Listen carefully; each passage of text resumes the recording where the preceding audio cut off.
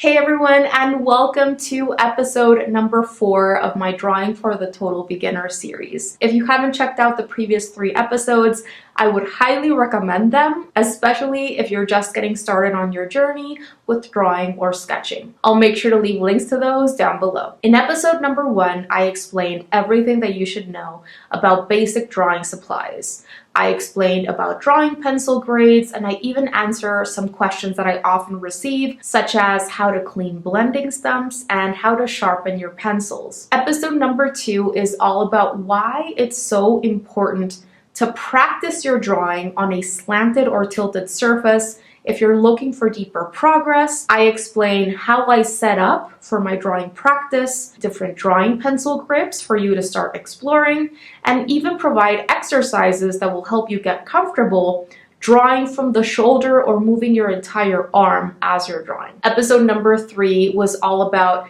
developing our ability to simplify whatever it is that we're observing into basic shapes or combinations of basic shapes so that we can better recreate overall shapes and proportions when drawing freehand. And in this episode, we're going to be working on our ability to visualize and simplify whatever it is that we're trying to draw as a simple 3D form or a combination of simple 3D forms, so that this way we can create effective preliminary sketches that show solid form and perspective that we can then move on to shade and paint. Stay tuned for the last episode in this series, which is getting shared next week, because in that one I am talking all about my quick shading process that I use to add even more realism and depth to my quicker drawings. Let's jump into our drawing exercises.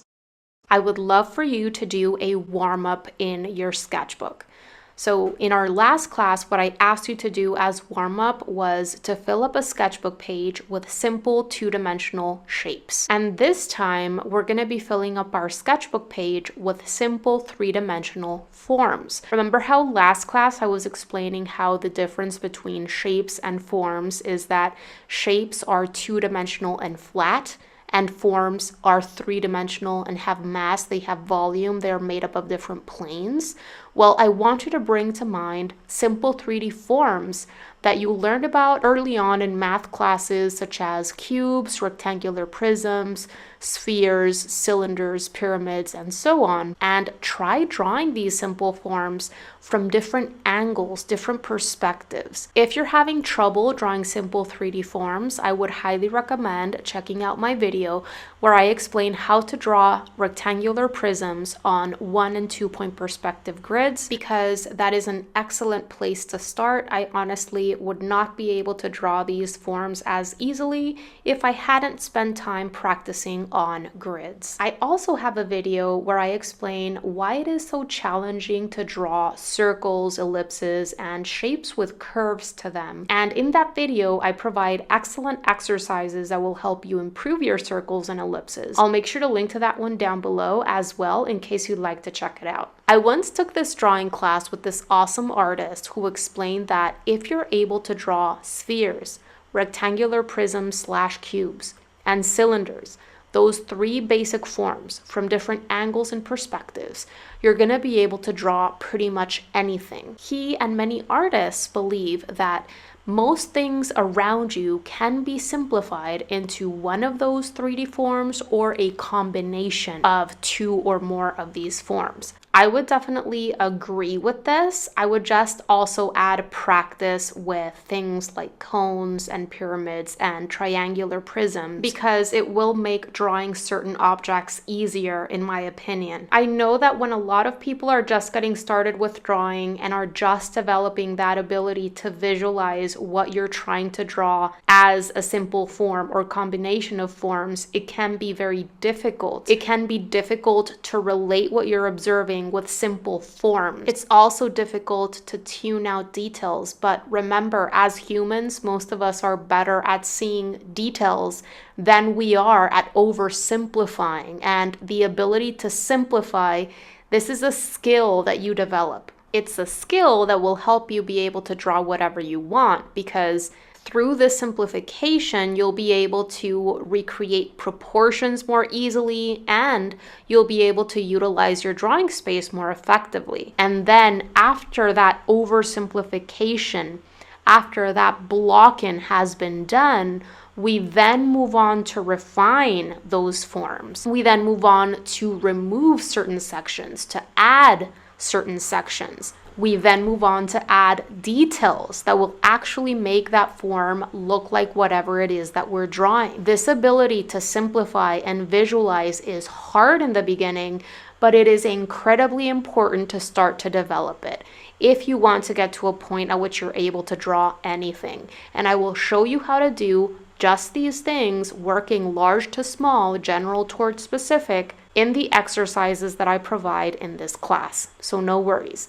In our last class, where we were focusing on simplifying subject matter into simple shapes or combinations of simple shapes, we were mostly developing our ability to recreate proportions and shapes freehand.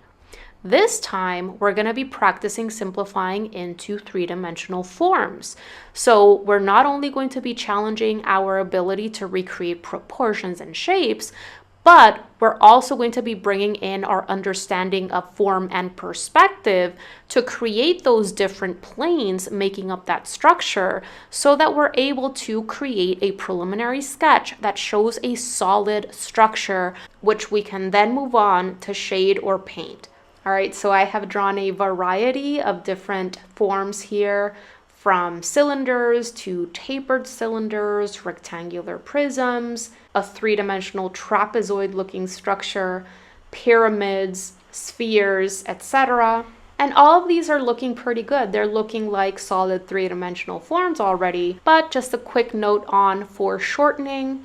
In these two forms that I drew, for example, the rectangular prism and the cylinder next to it, you're going to notice how as I move away toward the end of that structure, I taper that structure a little bit, increasing that sensation of foreshortening. Foreshortening is a technique that artists use to convey depth in a scene or a still life arrangement, whatever it is that you're drawing or painting. And essentially all it entails is creating that sense of receding planes as that object moves away from you and into the distance, right? As an object recedes away from you, it's going to look smaller and smaller. So if you make sure to capture that, your drawing is going to look even more believable. And it just requires doing a little bit of tapering in, and that can increase the realism in your drawings. This is especially important, I would say, when you're drawing something that is very long. You want to convey that length. However, simply thinking of parallel lines and replicating angles is going to get you a long way. One of the main rules of perspective to have in mind is that things that are farther away are going to be smaller, and things that are closer are going to be larger. All right, so before jumping into our drawings of objects stemming from reference photos, I want to share a couple of essential pieces of information on drawing that I want you to keep in mind as you move forward. The first thing is that it is essential that you acknowledge that what you're trying to draw is a voluminous structure made up of different planes. It has mass, it has volume. If you go into your drawing process with this understanding in mind, your drawing will more likely communicate 3D-ness and depth. If you get stuck with only recreating the outer silhouette, the outer shape of whatever it is that you're drawing, it's likely that your drawings are still going to end up looking flat. And this is because you're not accounting for plane changes within that structure. You're not accounting for its depth. When you are just focusing on recreating the outer silhouette, you are thinking of the shape and the width and the height of your subject, but you're not accounting for its depth. And you need those 3 dimensions, height, width, and depth, to make something look realistic. And the more complex the object, the more plane changes it's going to have. So it's great to start with simple objects and subject matter, and then move on to more challenging subjects such as portraits and the human figure once you have built up basic skills. A great place to start is simply by acknowledging the different planes of whatever it is that you're trying to draw. Observe references or whatever it is that you have in front of you closely and ask yourself, how many different planes am I able to see for this object or subject? And what shapes do each of these planes create? And then those shapes are what you're trying to recreate in your drawing. And once you have that solid preliminary sketch that shows a three-dimensional structure and you understand the different planes, you move on to developing values or tones throughout those planes, and that is what leads to realistic results. Our first object is going to be a mug, and we're going to be drawing this mug from two different angles or perspectives. You can decide what three-dimensional forms you want to visualize this mug as and how many different forms you want to combine to create this overall structure. I am simply going to be using a tapered cylinder for this. As you can see, this photo was taken from slightly above the mug, so we can see a little bit into it. This is why I started with that ellipse at the top for that opening. I was observing the height and width relationship of that ellipse in the photo while I was drawing that upper ellipse. Once your top ellipse looks good, it's easier to draw the smaller bottom ellipse because essentially it fits into the upper ellipse. It's very close to that upper ellipse, it's just smaller. Pretty soon into the process, I added in that vertical right down the middle, and this is a tool that I shared in our last class together, which really helps me achieve symmetry in man-made objects. And right here, I am getting started with the handle, which, as I mentioned before, can be quite tricky. But you can see how I started with those connection points on the surface of my tapered cylinder. And then I placed a few tick marks to help me understand the width of that handle. With my tick marks in, I then started building up that shape. Once again, laying down a series of short straight lines until I created an overall shape that looked similar to what I was observing for the outer contour, the outer silhouette of that handle in the reference photo. Once that outer silhouette shape for the handle looked good to me, I then started breaking up that shape into different planes, which is what's going to make that handle look three-dimensional. The moment that you start building those multiple planes, things start looking more 3D. Before, it just looked like a flat shape. So handles are challenging because of the curved structure. It's hard to tell different planes, but observe that handle closely and notice what shapes are created by the outer plane of the handle, the side plane, and if you're able to see any shapes of those inner planes from this vantage point. By the way, the term vantage point, it simply refers to your position, your location as the viewer of the scene or the subject. So where you are sitting or standing in relation to your subject matter. It's very closely related to your eye level as the viewer of the scene. You could be in the same room with another person that is slightly shorter than you, who is sitting or standing in the opposite side of the room from you, and you're seeing exactly the same room with exactly the same objects. And the proportions, the structures of those objects in the room, they don't change, but what you see and what that person sees is completely different because your vantage points are different. And this is essential to understand. Your location in relation to the subject is always going to have an impact on what you see, what planes of the object you're able to see. If you're seeing any distortion, all of that has to do with your eye level. All right, so this second mug is more difficult, at least for me. I started with that ellipse for the opening, and then I went from there. In this case, that ellipse is quite open. We're able to see quite a bit more into the mug when I compare this view to the first view. Once I had that ellipse looking okay, the back ellipse, the smaller one, is easier to do because that one has to fit inside of the larger one. So I'm taking the proportions of the larger ellipse and just making that smaller and creating it at the back. Once those ellipses are in, I then just create the upper and lower edges of the cup. And the handle is easier in this one as well because we can just see two sections, two shapes for that handle, which would be the outer or upper plane and a bit of that inside plane. If you ever have issues with tilting objects, support yourself by drawing an axis right down the middle of the object. That has always helped me. This is a stack of 3 books. This is an excellent exercise. So books can be simplified into rectangular prisms, right? And when I see something like this, what I ask myself is, how many planes am I able to see of these rectangular prisms? This upper book is very close to our eye level because we can barely see any of the upper plane of this top rectangular prism. So I focus on recreating the left and right planes, and you're going to notice that I always start with those verticals for the corners of those rectangular prisms, and then I recreate the angles as closely as possible as I can to those that I see in the photo. Those 2 books at the top are very similar in size and orientation. So once you have drawn in one of them, the second should come relatively easily.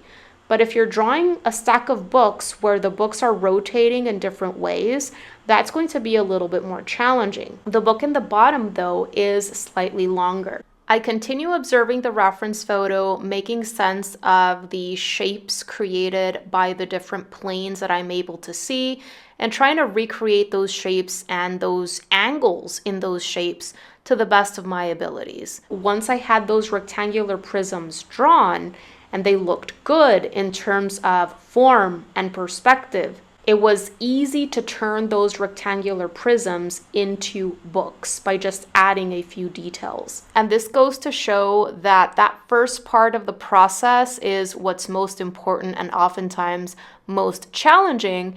And then once you get that done and form and perspective look good, adding those details or that irregularity is pretty easy.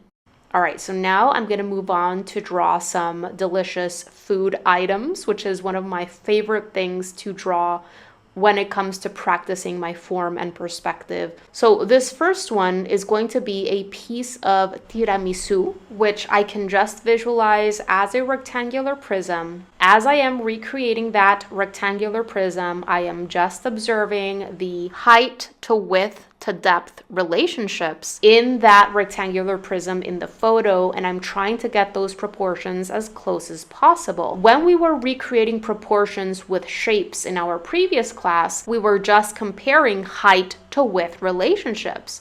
But now with 3D forms, it's height and width and depth. So I'm trying to get those relationships as close to what I see in that reference photo. Once that rectangular prism is looking good to me and it's looking like a solid structure, I then move on to separating those planes into smaller shapes. In this case, this just entails recreating that same line or that same angle that I already have along the upper and lower edges of my different plane shapes. And I also add irregularity along the edges, some detail, and then this finally looks like a piece of tiramisu. All right, so I am now going to move on to drawing some pumpkin pie, which when I see this piece of pumpkin pie, it's very easy to visualize it as a triangular prism. However, there is some irregularity and some modifications that I'm going to be making to make this look more like that pie that I see in the photo. First, I oversimplify that triangular prism and use straight vertical lines for those edges, and I also do a straight line along the back. But once that triangular prism is looking good to me, I then create that curve along the back. I create a second larger curve behind that for that crust. I change that back vertical for a slanted line at the back and I start adding in those imperfections. And for something like this, it's important even with the crust to understand what plane is the front plane, what plane is the upper plane. And once you've understood those planes, you can move on to adding irregularity and detail, and you're gonna end up with something that looks like a piece of pumpkin pie. You can see how I'm adding all of these details pretty loosely. All right, so moving on to a slightly harder baked good. This is kind of a special bundt cake, and I would simplify this cake into two separate structures. These are short tapered cylinders that are stacked over each other. The bottom tapered cylinder is a little bit shorter than the one at the top, but you can see how I started with that upper ellipse and then I moved on from there, because once I had that upper ellipse, it's just a matter of using that same curve that I have along the bottom for those other curves for that bottom short ellipse. And this is hard because what we're seeing in the photo, it doesn't have flat planes, especially that upper part of the cake. It's curved. However, I want to encourage you to flatten forms out wherever you can and simplify things. And then once proportions are looking okay, you can erase those lines that create that flat plane look and you can make it look curved. Once those two large structures were in, I added a smaller ellipse at the top to create that hole in the bundt cake. And then I started adding in a little bit more detail and thinking more about smaller plane changes. And I know that this kind of detail that the top half of the bundt cake has can be difficult to make out and to draw. But when I see something like this, I try to understand it as the three-dimensional structure that it is. Where are those smaller plane changes taking place?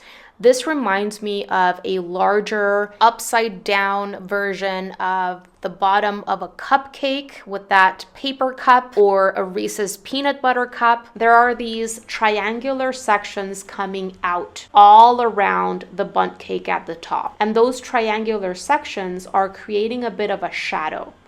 And I'm just roughly sketching this in right now, adding just a bit of quick shading just because those smaller triangular structures can be difficult to convey if I don't at least develop a little bit of shading there. But I just do this very roughly, really bringing to mind the three-dimensional structure here and also the location of the light source, which, observing the reference, I can tell that the light source is hitting this bundt cake from the left. So I add the shadow to the right. All right, so moving on to our last two sketches, and we're going to be drawing a couple of houses or cabins. Houses and buildings are excellent to practice with when you are developing your ability to freehand sketch form and perspective in a believable way. Why? Because houses and buildings are man-made structures that can be easily visualized as simple forms or combinations of simple forms. Most traditional houses, like this one that I am drawing right now, can be simplified as a rectangular prism for that bottom bulk of the house, with a triangular prism stacked on top for that triangular roof. And if you're able to draw that rectangular prism with that triangular prism on top, it's easier then to add that detail and make it look like a house. I have full tutorials, which I'll make sure to link to down below, where I teach you how to draw houses both from an elevation, flat, forward-facing view, and also more challenging perspectives with two-point perspective. And I provide my favorite techniques and tools that I use to make sure that things like windows and doors are aligned, to make sure that they are the sizes that I need them to be, etc. So make sure to check those out if you want to practice more houses and add more detail into them. But essentially it all comes down to supporting yourself with plumb lines, which are just straight vertical or horizontal lines that you lay down along the way, which I talked about in the previous class. But here you can see how once I had those initial structures stacked and they looked good in terms of form and perspective, it was just a matter of observing the reference and adding in those missing architectural elements.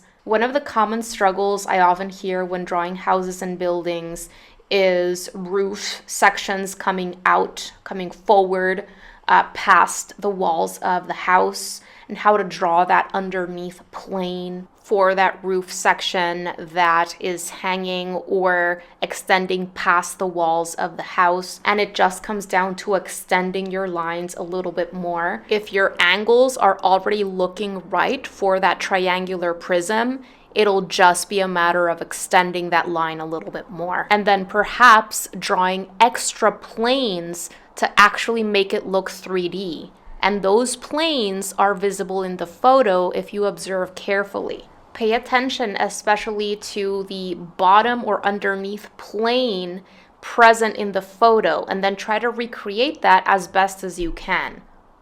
When you're drawing a house with a triangular roof like this, I find it very helpful to lay down a straight vertical in the middle of the plane of the house where you're gonna see that triangular upper point or peak, the way that I did here, because that helps me create that upper peak or point where I need it to be as I am drawing that triangle. Because you ultimately want that upper peak to look like it's centered within that plane of the house, right? And depending on your vantage point and the perspective or orientation of the house, at the end, that peak might not end up looking like it's perfectly centered within that plane. It'll come down to observing what's happening in that particular photo. However, I still find it an excellent place to start, laying down that vertical line right in the middle, and then you can go ahead and make changes along the way. You can see how here, after adding in that roof and also bringing in the right edge of the house and that part coming forward, that top peak is not perfectly centered anymore. After having created those two basic structures, I started drawing the roof. And again, this comes down to making my lines a little bit longer for hanging roof sections that are coming out past the wall of the house or cabin, and really paying attention to what planes I'm able to see of that roof structure. And by adding that front plane or that bottom plane, you're going to create that sense of thickness. A common sticking point among beginners is, again, that inner bottom plane that you can see that is facing down away from the light. And again, just try to see what shape that creates in the photo. And if you have to print out the photo or open up the photo in a photo editing software and create a shape right over that plane so that you can understand its shape better, go ahead and do that, and then just try to recreate that in your drawing. If you work on these exercises, especially the ones with the blockier structures, such as the ones with the books, any boxes, these houses, and you're still having trouble recreating those angles, visualizing what's what, and things are just not looking right, I would highly recommend working on the rectangular prism exercises using the 1 and the 2-point perspective grids, which I'm linking to below, because it's through drawing on grids that you'll be able to more easily understand things like vanishing points and converging lines, the horizon line and your eye level, and all of these essential things that for many people are hard to understand. Form and perspective are two drawing fundamentals that I find when I am teaching new students are the hardest fundamentals to wrap your head around. And this is the case for a lot of people. So if you're struggling with this, go through those exercises as well and spend as long as you need to with these kinds of exercises until you have solidified your understanding a little bit more. And know that you're not alone if you're struggling with this, because building this skill entails seeing things in a new way, and it is not easy to communicate believable 3D form on a flat two-dimensional surface like a piece of paper or canvas. You're essentially creating optical illusions that communicate depth to the viewer. So give yourself time and practice as much as you need to. All right, everyone, and that is going to do it for our exercises in this class. I want to encourage you to give all of these drawings that we worked on together a go for yourself, completely on your own, and pick other reference photos or other objects of your own and practice using this method to draw those objects. Thank you so very much for joining me for this 4th class in this series. I look forward to sharing the 5th and final class next week, so stay tuned for that. Have a wonderful rest of your day. Enjoy your art practice and see you very, very soon.